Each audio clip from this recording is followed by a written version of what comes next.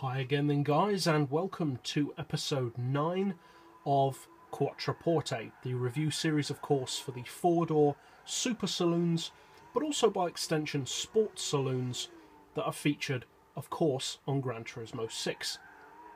And in this episode we're featuring a vehicle which is more of the latter, more of a sports saloon than a full-on super saloon. It is of course the Volvo S60. Now this car, for a variety of reasons, doesn't really see that much use from most people. I get the impression a lot of people probably don't even buy this car, let alone use it. And on the surface, to be fair, you can kind of understand why. For one thing, it's a Volvo. Now, Volvo has a massive cult following. I am personally a massive fan of Volvos, especially the older ones though. But most people in general have a certain image surrounding a Volvo, even petrol heads, and I don't really need to tell you what that is. If you know it, you know it. If you don't, you don't. But it's a Volvo. Secondly, it's front-wheel drive, and although front-wheel drive can be very good, you don't generally see sports saloons or even super saloons that use front-wheel drive. It just doesn't really go with the whole image of the car. It also gives you inherent problems with torque steer, understeer, and the amount of torque that you can really put through the chassis effectively. Now, as it happens, this Volvo is nowhere near the level of, say, a Mercedes-AMG or a BMW M model on the game. It produces fully tuned 463 horsepower from its 2.3 litre turbo engine. So, like I said in the intro of the video, it's more of a sports saloon. More the kind of car that you could genuinely see every day, rather than some fantastical exotic super saloon that you see once every so often. But that's not necessarily a bad thing, because not having 1,000 horsepower or being capable of 300 miles per hour doesn't make a car bad. And the great thing about this Volvo is, although it's not the fastest in its class, or particularly the best in any way in its class, neither is it a car which is too niched to be effective.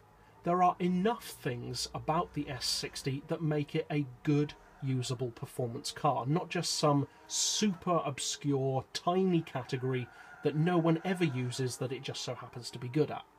Which some vehicles kind of fall into that category. This car, though, has a number of effective uses. One, it's a great rival for the lower level sports saloons, such as the Vectra, the Mazda 6, the Honda Accord, etc. So it's not useless, it has genuine rivals. And many of those rivals are the same rivals that it went up against in the touring car series of years gone by. As well, though, is its front-wheel drive. That's another niche which it can perform very effectively in. There aren't a huge amount of decent, high-performance, genuinely fast front-wheel drive cars on the game.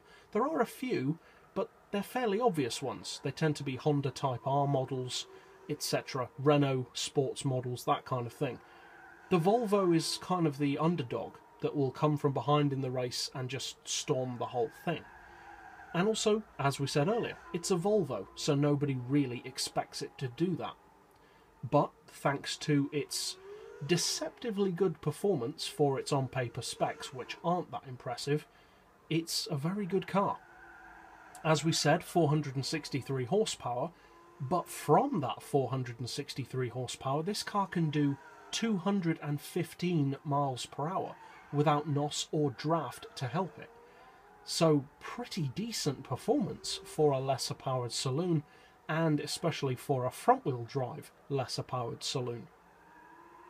The torque figure is 388 pound-feet, which isn't phenomenally high, but again, you don't really want it to be because, as we said, it's front-wheel drive.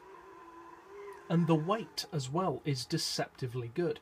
Many people, and this seems to be a very, very common misconception, think that Volvos are big, heavy, cumbersome cars. Both the old and new models. That's just not the case. They're just not heavy cars. Oftentimes they're lighter than their rivals, and this car is no exception. It only weighs 1,240 kilos, which does mean that it is lighter than many of the other sports saloons and super saloons in the game. Now, the power to weight ratio per tonne isn't that amazing, partially because of the weight, but also that it doesn't have a huge amount of power. So, the power to weight ratio is 373 horsepower per tonne, which is definitely not bad, but that's more the level of a hot hatch than a traditional sports or super saloon. Overall, though, I have to say the Volvo is an excellent performance car, but it does suffer from one downside that I cannot gloss over, and it's a pretty bad downside, to be completely honest. Off the line, if you redline the car, or of course if you use NOS, it will pull away really well. It will spin up its front wheels as you'd expect, and then it will give you that kind of traditional mid-range performance that you expect from a turbocharged front-wheel drive car. Very impressive, and it carries on that impressiveness all the way up to its top speed. However, if you try and pull away off the line without redlining the car, it pretty much won't move, because the turbo lag is so chronic that if you pull away off the line without redlining the car, it will do a maximum of 7 miles per hour. Now, I'm not sure if that's just a high RPM turbo problem or if it occurs with all tuning, but it's certainly a problem that you can't just gloss over.